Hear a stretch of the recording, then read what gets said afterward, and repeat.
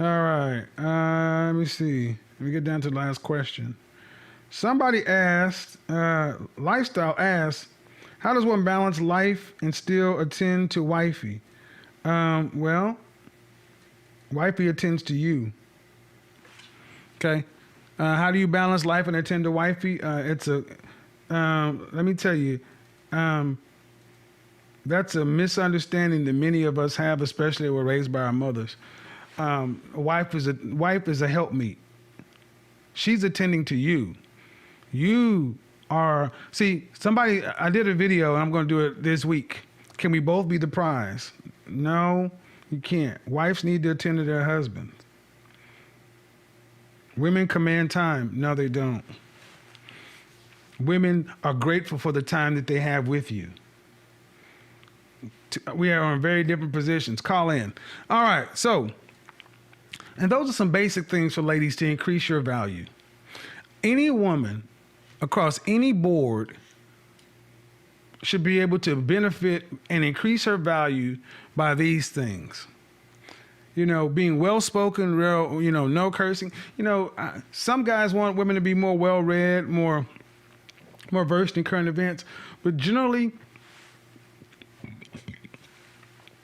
you want to be agreeable and easy to engage. When people are around you, people should feel light. Engaging and interacting you should not make a man feel heavy. All right, and it's for men. Some general bullet points for men. For men, first off, a lot of reason people are upset with this high value thing is because men and women are questioning their value and because people are asking them value questions. That's why people are a little upset with this, because they're questioning their own value. Men are questioning their value, women are questioning their own value, and honestly, people are starting to question, are you? And the thing is, if you're not happy with your value, you don't want to talk about it. But I would think if you're not happy with your value, talking about it should be the least of the problems. If you're not happy, do something about it. For men, one of the first things, in no particular order, but I will say one of the first things that man needs to get, they need to do two things at the same time. You need to get a group, a personal and a professional group. Successful men travel with successful men. One of the reasons I was able to ascend the way I did through corporate America is because I ascended with a group. I'm not going to say the people's names, but D, J, C, J, no, D, G, C, P, M, B. Those six people and I, seven of us, went from company to company to company.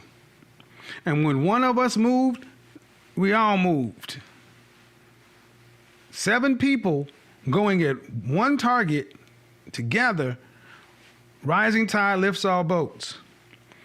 Stop being a lone wolf. When you work in a company, stop trying to be a lone wolf. And this is the problem. This is why so many of you will never raise your value. You're trying to do it on your own. You're trying to be Tesla, and you need to be Edison. You need to get a group. People like you, people want to do stuff for you.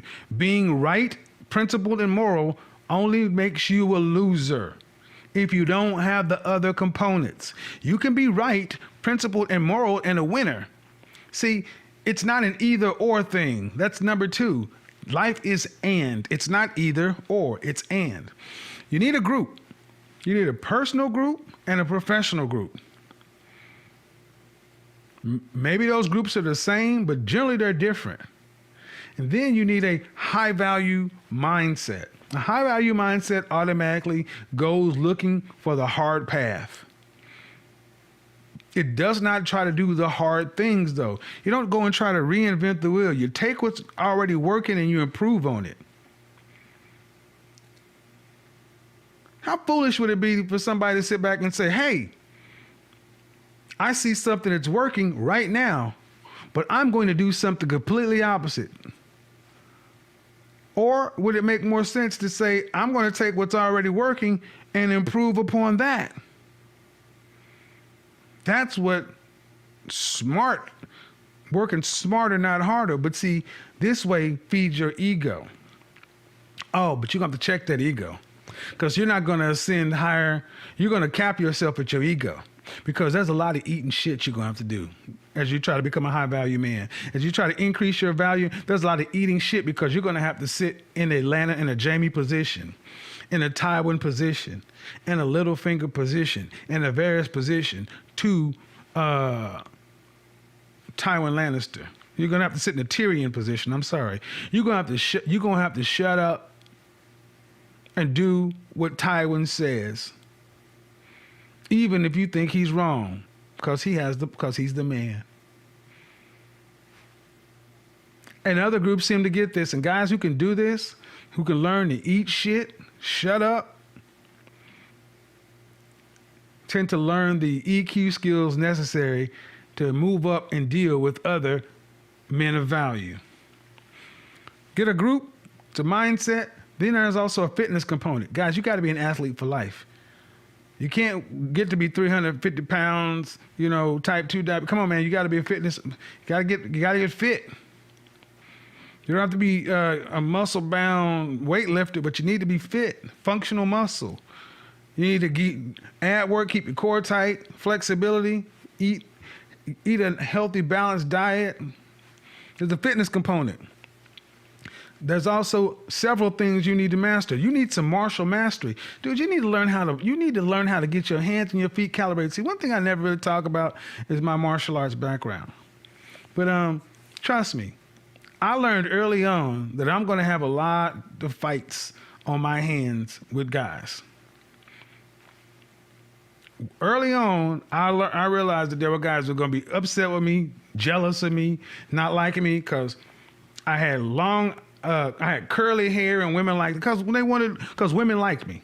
Let's just put it right out there. Guys were going to be mad because women liked me and I was smart. So I wasn't just a good-looking guy and a dumbass. So I was smart. So I knew I was going to have a lot of jealous haters. So guess what? I started Taekwondo early, and I knocked several mother suckers out quick. So it got around that you ain't going to be punking me. I was thin, light in the ass, but I would knock you the fuck out. The word got around OKC real quick. Mess with him if you want to. He will beat your ass and take your girl. And ain't nothing changed. Why do you need martial mastery? First off, as the man, you shouldn't want anything you can't defend and protect. Number two, people are going to try you. And you don't want to end up getting yourself into a situation that you can't defend yourself, that you need a gun, some sort of weapon all the time. You're a punk. I listen to guys all the time, I'll cap you out of this. You're a pussy. Straight up pussy. Men who really know how to take care of themselves aren't looking for trouble, but they know how to handle it.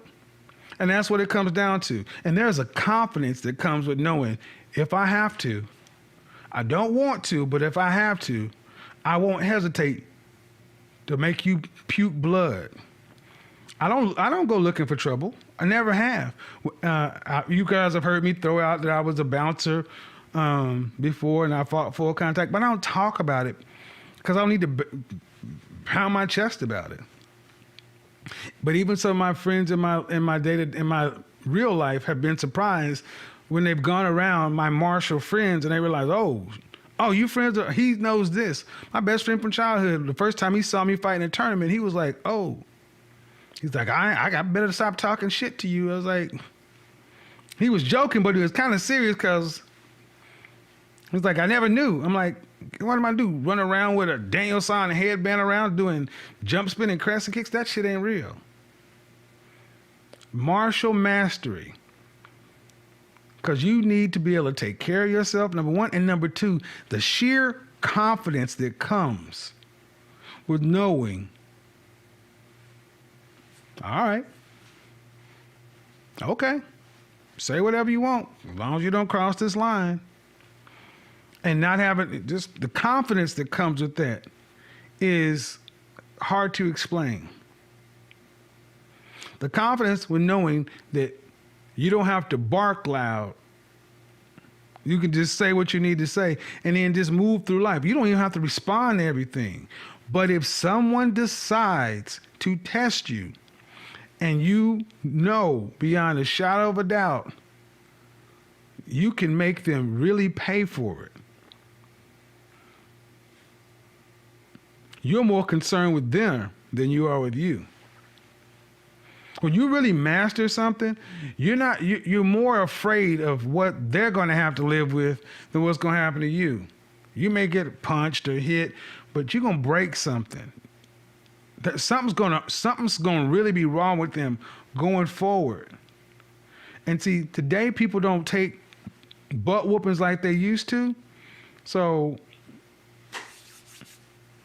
walking and keeping yourself out of trouble, checking that ego that I said early on, is a big portion of becoming high value. A lot of guys deter themselves off value because their ego is out of control.